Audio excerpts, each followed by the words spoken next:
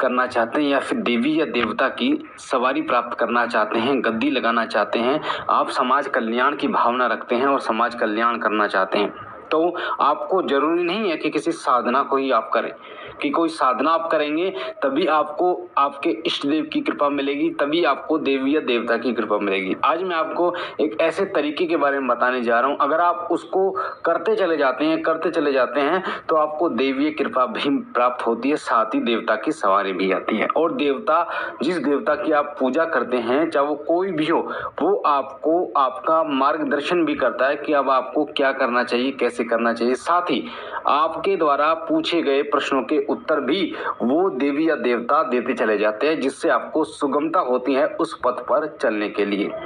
तो कौन सा वो तरीका है, इस चीज को ध्यान से सुनना बारीकी से, ताकि एक एक चीज आपको समझ में आए। अधिकतर आप अपने मस्तिष्क में ये चीजें रखते हैं कि किसी चौकी पर आप चले जाएंगे और चौकी पर किसी को गुरु बना लेंगे तो सवारी आपको प्राप्त हो जाएगी, शक्ति आपको प्राप्त हो जाएगी। ऐसा नहीं है।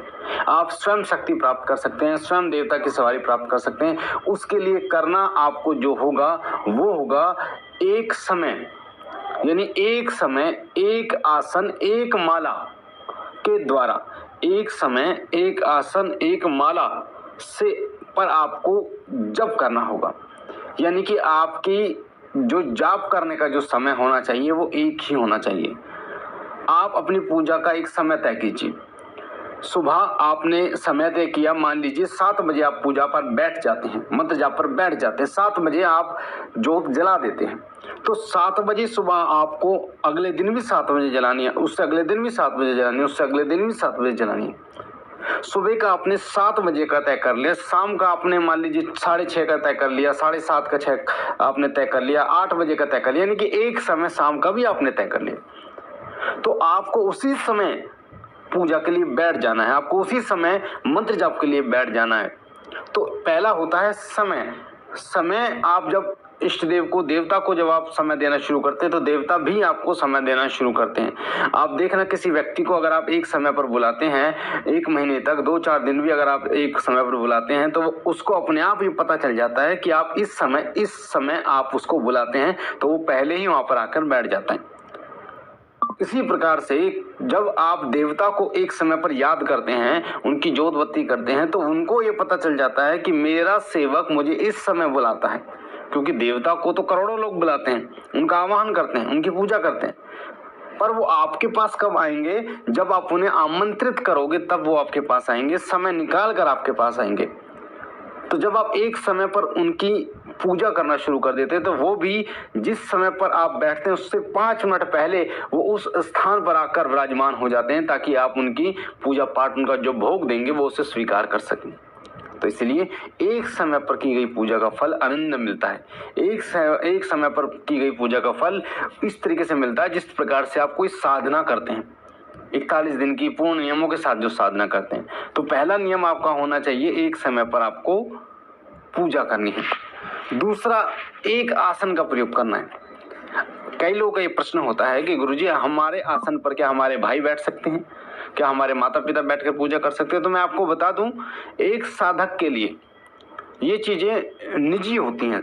आसन, माला, ये चीजें निजी होती हैं और उसका प्रयोग सिर्फ वो साधक ही करता है। तो आसन आपका है। आसन जागृत होता है जब आप जाप करते हैं, माला जागृत होती है, आसन जागृत होता है, वहां का वातावरण जागृत होता है। तो उस आसन में आपकी ऊर्जा जागृत रहती है। जब आप उस पर बैठते हैं तो वो ऊर्जा आपसे जुड़ जाती है और एक नई ऊर्जा का निर्माण करती है और आपको आपके इष्ट देव की कृपा प्राप्त होती है, उनकी शक्ति आकर्षित होती है। इसीलिए आसन जो है वो आपका एक होना चाहिए, आपका ही आसन होना चाहिए, कोई और व्यक्ति उस आसन पर ना बैठे और दूसरा आसन, तीसरा आसन करके प्रयोग ना करें। यानी आपका जो आसन है उसी का प्रयोग करें। ऐसा ना हो कि ये तो गंदा हो गया, दूसरा प्रयोग कर लें। दूसरा नहीं, आपको वही आसन प्रयोग करना है।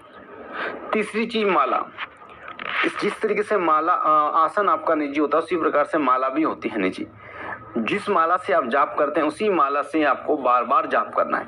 माला बदलनी नहीं है, चाहे माला टूट जाए किसी कारणवश आप उसे दोबारा तैयार कीजिए, पर उस माला में ऊर्जा इतनी भरपूर होती है कि जो सिद्धि आपको मिलनी होती है महीने में, वो उस माला के द्वारा आपको मात्र 5-7 दिन में मिल जाती है।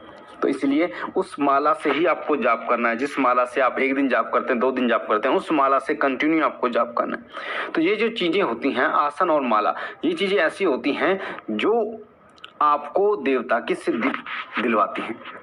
तो एक समय पर जाप करना, एक आसन पर एक माला से जाप करना, और साथ ही पूजा की पद्धति जो है उसको रोजाना बदलना नहीं है। जो पद्धति आपकी पहले से है उसी पद्धति को आपको चलते ले जाना। जैसे कई लोग क्या करते हैं कि आज तो इष्ट देव को लगा दिया रोटी का भोग, कल लगा रहे हैं बर्फी का भोग, परसों लगा रहे हैं हलवा पूड़ी का भोग, तरसों लगा दिया फिर रोटी का भोग। तो ऐसा नहीं करना। जो भोग आप लगा रहे हैं उस भोग से उत्तम आप लगा सकते हैं। जो भोग आप लगा रहे हैं उससे उत्तम यानी ऊपर और अच्छा भोग आप लगा सकते हैं अपने इष्ट देव को। पर ऐसा ना हो कि आप देसी घी से डालडा घी पे आ जाए। आप घी की जोत जला रहे हैं और उसके बाद तेल की जोत जलाना शुरू कर दें। आपका जो सामर्थ्य है, अगर आपका सामर्थ्य है सरसों की तेल की जोत जलाने का, तो सरसों की तेल की ही जोत आपको जलानी है, घी की नहीं जलानी। अगर आपका सामर्थ्य है देसी घी की जोत जलाने का, तो देसी घी की ही जोत आपको जलानी है। तो एक होना चाहिए, समय एक होना चाहिए, आसन एक होना चाहिए, माला एक होनी चाहिए, और जो पूजा का तरीका आपका होना चाहिए वो भी एक ही होना चाहिए, सेम होना चाहिए, कोई बदलाव नहीं होना चाहिए। तो आप देखेंगे कि इस तरीके की पूजा को आप धीरे धीरे जब करते चले जाते हैं तो एक ऐसा समय आता है जब देवीय शक्ति जागृत हो जाती है, आपका आसन जागृत हो जाता है, आपकी माला जागृत हो जाती है, आपका मंत्र जागृत हो जाता है, और देवीय कृपा आपको प्राप्त होनी शुरू हो जाती है। जो देवीय कृपा के संकेत हैं वो मिलने आपको शुरू हो जाते हैं, आपको उबासियाँ आनी शुरू हो जाती हैं, आंखों में आंसू आपको आने शुरू हो जाते हैं, आपकी पूजा में आपके दीपक में फूल बनना शुरू हो जाता है, आपको स्वप्न में आपके इष्ट देव के दर्शन होने शुरू हो जाते हैं। तो ये सब संकेत आपको मिलने शुरू हो जाते हैं जब आप एक समय का चयन करते हैं, एक माला का चयन करते हैं, और एक आसन का चयन करते हैं, और एक तरीके का चयन करते हैं। तो आपको इष्ट देव की कृपा जरूर प्राप्त होती है। और आप अपने घर में भी बहुत ज़्यादा फर्क देख सकते हैं उस पूजा का।